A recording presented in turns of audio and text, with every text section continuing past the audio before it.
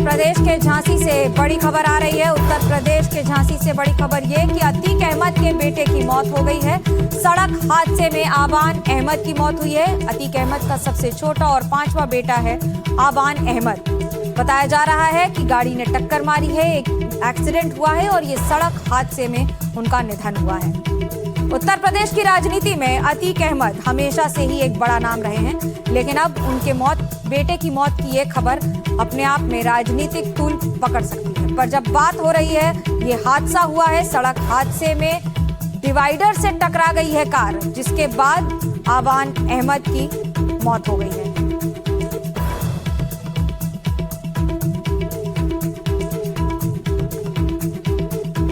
उत्तर प्रदेश की राजनीति में अतीक अहमद, उनकी राजनीति और राजनीति से जुड़े अतीक अहमद दोनों हैंड इन ग्लव माने जाते रहे हमेशा। उत्तर प्रदेश की झांसी में ये घटना हुई है। मेरे साथ मेरे सहयोगी रणवीर जुड़ रहे हैं। रणवीर, क्या हुई है पूरी घटना बताएं। देखिए, आबान जो अतीक अहमद का सबसे छोटा बेटा है, वो अपने भाई अली से मिलने झांसी जेल गया था, क्योंकि अली झांसी की जेल में बंद है। और मिल करके वो प्रयागराज जब लौट रहा था, इसी वक्त ये घटना हुई जब उसकी गाड़ी एक डिवाइडर से जा टकराई। बताया जा रहा है कि गाड़ी की स्पीड बहुत ज्यादा थी और वो जाकर के गाड़ी टकराई है। उसमें कुल 5 लोग सवार थे, जिनमें 2 की मौत हुई और 3 घायल हैं। ये मामला झांसी में हुआ है और इससे पहले अतीक के एक बेटे का एनकाउंटर भी असद का झांसी में ही हुआ था। तो पहले पुष्टि नहीं हुई थी कि मौत अबान की हुई है या नहीं, लेकिन अब इस बात की पुष्टि हो चुकी है कि अतीक के बेटे अबान की मौत झांसी में कार एक्सीडेंट में हुई है और कार जाकर के डिवाइडर से टकराई है।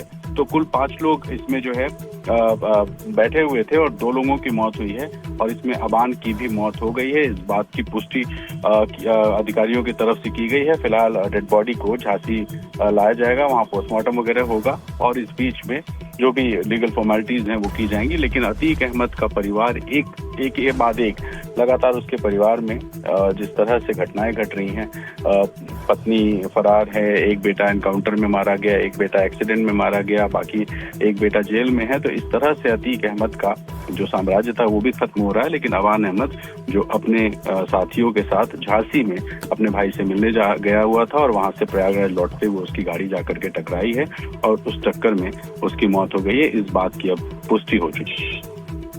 रणवीर, ये भी समझना होगा कि अतीक अहमद का अपना एक राजनीतिक वर्चस्व रहा, अपनी एक पहचान रही है, लेकिन इस समय जिस परिस्थितियों में उनके परिवार की तस्वीरें आ रही हैं, उस पर क्या कहेंगे? इसका क्या कोई राजनीतिक असर भी देखने को मिलेगा?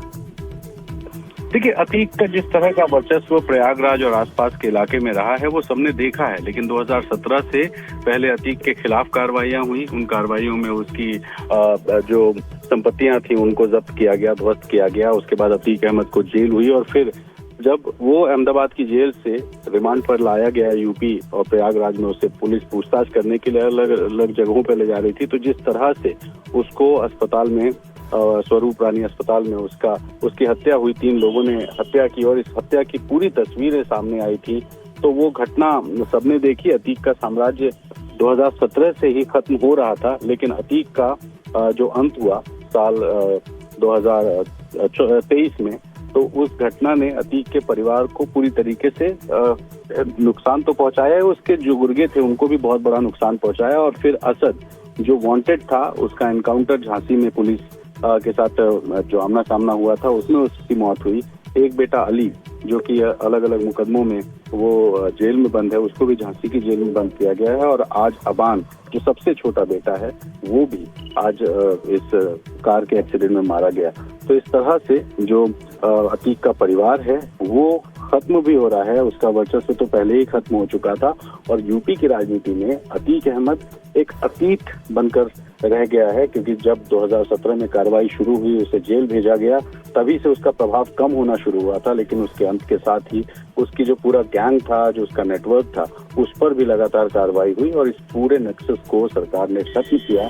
और फिलहाल अब अतीक के परिवार में उसके एक बेटे का और उसके एक बेटे की मौत हो चुकी है।